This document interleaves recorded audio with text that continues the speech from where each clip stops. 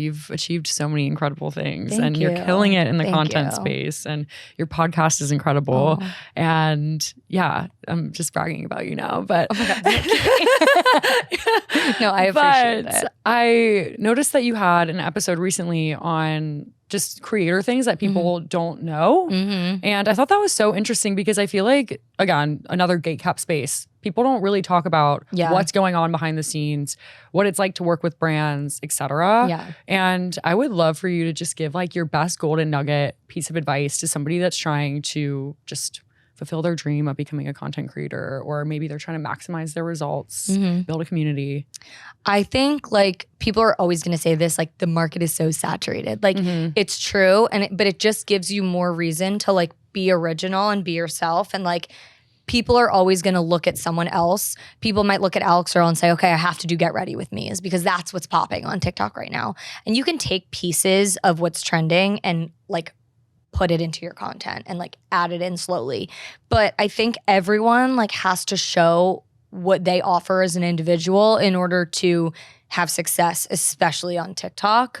I literally made a video today talking about how just like it's so important to diversify. So if you feel like you don't have success on TikTok or the algorithm is like hating you, post on Reels, post on YouTube Shorts, like use what is given to you, and always look out for new apps that are coming out and new things and try them. Because if you think about it, like anyone that was successful on TikTok from the beginning, it's because they took a chance on an app that everyone was making fun of and being like, what is this? Like, so I just think it's important that when you see something that you feel like might have potential to be big, to just be the first one to hop on it. Because that could be the next big thing. Yeah. I also think apps that the younger generations are utilizing. Yeah. Because I feel like at first TikTok, what was it before?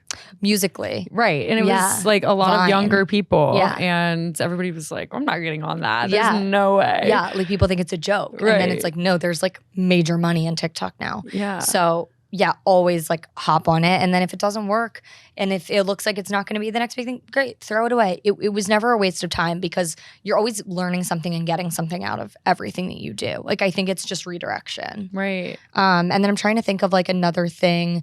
I feel like consistency is like the biggest thing, because when I was posting in the beginning, I would take hours to create content and then be like, it's not good enough, I'm not posting it. Like when I did like Instagram back in the day and like my blog, like now with TikTok and how fast things are consumed and how short everyone's attention spans are, it's so important to just create and put it out there and just keep putting it out there instead of overthinking constantly and being like, it has to be perfect. Like, no, just like have a thought and put it out there. You never know what is gonna be like the big thing that people get obsessed with. Do you feel like your content creator journey, influencer journey, has been more of like a slow burn to success, or was it kind of just like this overnight experience? Because I know that that's what a lot of people they have that happen to them. Yeah. And especially this day and age, everybody that gets on TikTok, maybe they post one video and it just starts soaring. Yeah. And they develop a really amazing community. What was that like for you?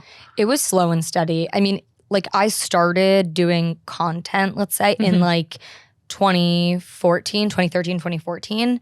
And this is like 10 years later now. And I feel like it's just been like a steady climb. And there's no shade to anyone that has popped off overnight because they can't help that. And it's a blessing. It's an amazing thing. But I think even though it's frustrating to not have that kind of like overnight success, it's taught me about longevity and like how important it is to play the long game, because there's a lot of influencers right now, but the ones that keep their feet on the ground and keep pumping out the content and keep working hard and making those connections are the ones that are going to be successful in the end. Start their own companies, collaborate on things, have a talk show one day, write a book. Like, I just think for me, I value the let's like slow and steady wins the race. Definitely. Yeah, there's a lot of people that pop off overnight, and I don't wish this on them. It's just a lot of them will end up kind of disappearing and going in a different direction because that's just the name of the game. That's what happens. Right. Yeah, I think it's incredibly admirable that you have been just working so hard the last 10 years. And I think that just goes to show that whenever you are consistent and you do something with a steady approach and you really are motivated to continue on with the journey, really good things happen. You have such a solid community. Yeah. So it's so cool to see that. And, obviously no bad feelings towards the people that pop off. I'm like, but I think it's really great. cool. Yeah, I'm happy for them. Yeah. But I think it's really cool to see somebody that's working really hard at it for a while and then they have success. Yeah. So. And I'm not secure with it all the time. Like I plenty of time feel like, oh, like I'm not good enough, or like I'm not doing enough, or I'm not successful enough, I don't make enough money, whatever it may be. Like I feel all of those feelings, but the thing that keeps me going is that thought of like, I will have longevity. Like I just need to keep pumping out. I need to keep working hard and just like maintain that. Comparison is so hard in this space. Totally. Especially whenever you are trying to build your community and push out content and just deliver some sort of positive impact and you want it to reach the masses. It can be really, really difficult to see other people just having really great results. And you are so happy for them, obviously. But yeah, it's easy to compare. Totally. And there's so many little phrases that I could throw out there. Yeah. But yeah, it's just to be real. Yeah, it's hard. Yeah. And I think it's important to celebrate those little wins too. And totally. I think that's something that we don't do a lot. Yeah, we don't. Because, we're always, like anyone that especially is a perfectionist in this space, like we're always looking at like, what's the next thing? Now, what's the next thing? Like I did this. Okay. Like I hit 500K. Well, now I need to hit 1 million. Like that's just the immediate thought that like anyone that has like that perfectionist tendency is going to have. For sure. It's a good thing to drive you as long as it doesn't get to the point where it's like paralyzing you. Right. Yeah. Right. And I think if anything, it's just helping you push through in this next chapter. Yeah. And it's like when you're at like a level 50, you're like always looking towards level 100. Yeah. And then level 150. Yeah. It just never ends. Yeah. So. And I did hear someone say recently, like, when you're really, really struggling, that's like the time before a breakthrough.